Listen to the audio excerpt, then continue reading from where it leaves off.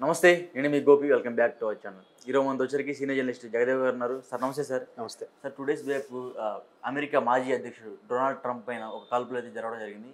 దానికి సంబంధించిన ఒక పోస్ట్ అయితే ఆ ట్విట్టర్లో బాగా వైరల్ అవుతుంది.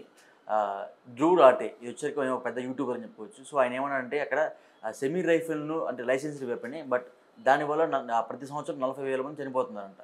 దీని మీద ఇంకా అమెరికా రాజ్యాంగం కానీ అమెరికా ప్రభుత్వం కానీ ఎందుకు చర్యలు తీసుకోవట్లేదు? దీనివల్ల ప్రతి సంవత్సరం 40,000 మంది చనిపోతున్నారు, దీనికి కారణం ఎవరు అని ఆయన ప్రశ్నించారు. సో దీనికి మీరేం చెప్తారు? మంచి క్వశ్చన్ అది. ఆయన ప్రశ్నించడంలో కూడా నాకు ఆశ్చర్యం అనిపించింది. ఎందుకు ఆశ్చర్యం అనిపించింది అంటే, కాల్పులు అనేవి అమెరికాలో సర్వసాధారణం. మీరు అంటే మన దురదృష్టమో తెలియదు, మన తెలుగు వాళ్ళు కూడా నెలకు ఒక ఇన్సిడెంట్ వింటున్నాం. నెలకు ఒకటి కంపల్సరీగా. తెలుగు విద్యార్థి చనిపోయాడు, తెలుగు వ్యాపారవేత్త చనిపోయాడు, తెలుగు ఉద్యోగి చనిపోయాడు. ఇట్లా చదువుకోవడానికి స్టూడెంట్స్ కానీ చాలామందికి కూడా కాల్పులకి మనకు తెలిసినే సంవత్సరం పొడవునా కనీసం 10 మంది దాకా చనిపోతున్నారు మన తెలుగు వాళ్ళు. మరి ప్రపంచవ్యాప్తంగా భారతదేశం మొత్తం మీద కేవలం ఓన్లీ అమెరికాలో ఉండేవాళ్ళు మీరు అన్నట్టు 40,000 వాస్తవమేమో. ఇదే కాకుండా ఇవాళ పేపర్లో ఒక మెయిన్ ఆర్టికల్ చదివితే అమెరికాలో పెద్ద పెద్ద ఫెమిలియర్ అనుకునే ఫేమస్, అంటే అమెరికా తలరాతను మార్చే, అమెరికా దిశను మార్చే అధ్యక్షులకు కూడా ఇట్లాంటి చావుకు గురయ్యారు. అబ్రహం లింకన్ గారు, రూజ్వెల్ట్ అంట, రూదర్ఫర్డ్ అంట, ఇలాగ ఎవరు చాలామంది పేర్లు విన్నాను నేను. ఒక 8 మంది 10 మంది పేర్లు ఇచ్చారు. రూజ్వెల్ట్లో కూడా మన ఇద్దరు ఉన్నారు, డి రూజ్వెల్ట్ ఇద్దరు. ఒక రూజ్వెల్ట్ అయితే ఆయన లక్కీగా ఆయన ఒక్కడే బతికాడంట కాల్పుల్లో. John F Kennedy, Kennedy murder అనేది మిలీనియంలో బిగ్గెస్ట్ మిస్టరీ అంటారు.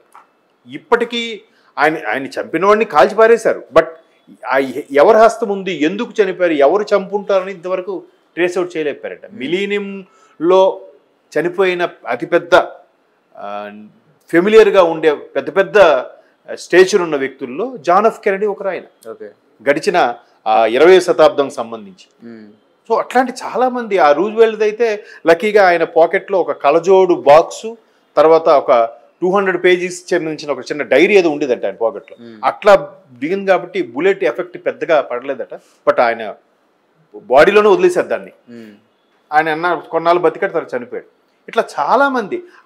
ఇంకో అధ్యక్షుడికి అయితే ఆయన క్రేక్ ఏదో సంథింగ్ గ్రేక్ పేరు గుర్తాడు. ఆ అధ్యక్షుడిని చెప్పినప్పుడు ఆయన తప్పించుకుంటే ఆ సిటీకి సంబంధించిన మేయర్ చనిపోయాడంట.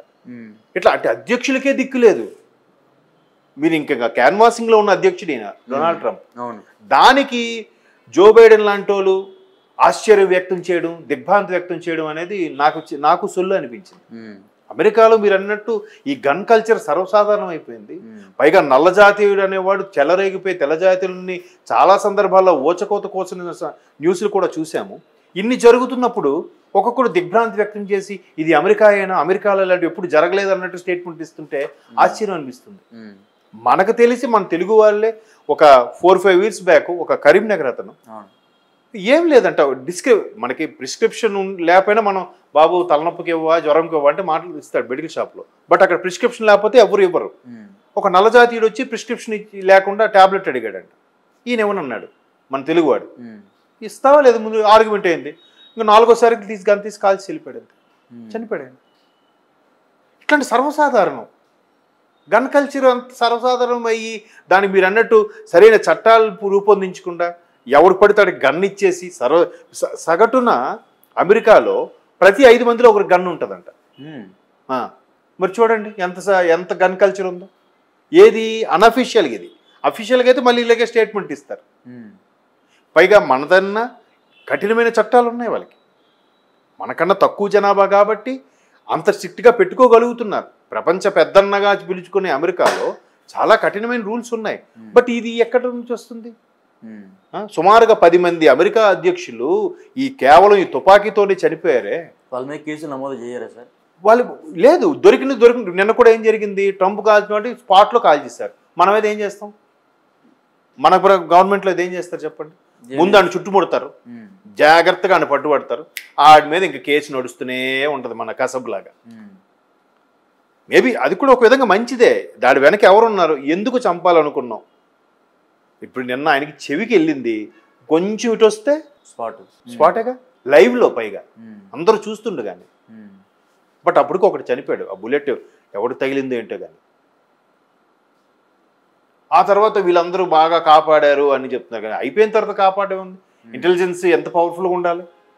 ఓపెన్ పబ్లిక్ మీటింగ్ పెడుతున్నప్పుడు అంత ఇదిగా వస్తున్నప్పుడు ఎట్లా అంటే, ఒకవేళ ఈయనే పెట్టించాడా సానుభూతి కోసం. చూసారు అతడు సినిమాలో లాగా, బుల్లెట్ ఎక్కడ కాల్చాలి, చేయి మీద కాలిస్తే త్రుట్లో తప్పింది కదా, నెక్స్ట్ నేనే అవుతాను. వాళ్ళ చేయి మీద కాస్త గుండె మీద కాల్చాడు, లేదా నుదురు మీద కాల్చాడు. ఈమె అలా చేశారు, అటు స్పాట్లో కాల్ చేశారంట. మరి ఎట్లా ఇన్వెస్టిగేట్ చేస్తారు, దేని బేస్ చేసుకుని మాట్లాడతారు, వాడు ఎవడు ఏంటి, ఇవన్నీ చేయాలిగా. ఇప్పటికీ గడిచిన చాలామంది అబ్రహం లింకన్ లాంటి వాళ్ళని చంపేసినప్పుడు కూడా కొన్ని రకాల, అబ్రహం లింకన్ చంపింది కూడా ఒక ఫేమస్ రచయిత అంట. ఆయన ఒక మంచి లాయరు, ఫేమస్ రచయిత అమెరికాలో అప్పటికే. అటువంటి వాడు ఎందుకు చంపుతాడు, ఎందుకు చంపాడు, ఎందుకు చంపాల్సి వచ్చింది, దానికి ఉన్న ఎక్స్ప్లెనేషన్ చేయగలరా, ఇవ్వగలరా. నిన్న మోదీ గారు కూడా పవర్ఫుల్ స్టేట్మెంట్ ఇచ్చారు, నా మిత్రుడి మీద జరగడం నిజంగా ఆశ్చర్యపోయాడు. మీరు అన్నట్టు అమెరికాలో గన్ కల్చర్ కామన్. సగటున 40,000 మంది సంవత్సరానికి చనిపోతున్నారు అంటే ఎక్కడ ఈ కల్చర్ ఎక్కడది, దాన్ని పెంచి పోషిస్తున్నది ఎవరు. దానికి మరి ఇన్ని అసలు హైవే మీద వెళ్తున్నప్పుడు 60 అని రాస్తే మన దగ్గర దాటితే ఇప్పుడు ఫైన్లు వేస్తున్నారు మన దగ్గర. కానీ అక్కడ కరెక్ట్గా 60 దగ్గర ఒక పోలీస్ పెట్రోలింగ్ వ్యాన్ ఉంటుంది. ఇమీడియట్గా ఆడు స్పీడ్ పెంచాడా వెంటనే వెళ్ళి ఆడికి ఒక కాషన్ ఇస్తారు, ఆడికి ఫాలో అవుతారు. రెండోసారికి మితి మీరుతాడు లైసెన్స్ క్యాన్సిల్. మూడోసారికి అయితే పూర్తిగా డ్రైవింగ్ లైసెన్సే క్యాన్సిల్. ఇట్లా అన్ని కఠినమైన ఉన్నప్పుడు దీని మీద ప్రాణాంతకమైన ఈ గన్ కల్చర్ మీద ఎటువంటి కఠినమైన నిర్ణయాలు ఉండాలి, ఎంత పవర్ఫుల్ లైసెన్స్ విధానాలు పెట్టాలి. ఓకే, మరి పెట్టట్లేదు. అక్కడ చెందిన ఆ యూట్యూబర్ ఫేమస్ కాబట్టి ఆయన ప్రశ్నించడం తప్పులేదుగా. నాకే అనిపిస్తుంది గన్ కల్చరు ఇది అమెరికా అయినా, అమెరికాలో ఇలాంటి జరుగుతుందని నేను అనుకోలేదే అని చెప్పి జో బైడెన్. ఎన్నో చూసాము, ఆశ్చర్యం అనిపించలేదు మనకి, వాళ్ళకి మాత్రం ఆశ్చర్యం అనిపించిందంట. ఇదంతా సొల్లుగా ఉంది కదా. సో మరి చూడాలి, చట్టాలు చేయాలి. చేస్తేనే మనలాంటి ప్రవాసాంధ్రులకు కానీ లేదంటే ఎన్ఆర్ఐలు వీళ్ళందరికీ కూడా సేఫ్ జోన్ ఉంటుంది. ఓకే, వాళ్ళు ఇప్పుడు మన చాలామంది ఏం చెప్తారంటే బాగానే ఉంటుంది పెద్ద ఏదైనా రాసుకుంటారు, కానీ ప్రపంచ దేశాలతో పోలిస్తే భారతదేశమే సెక్యూరిటీ ప్లేస్ చెప్పాలంటే.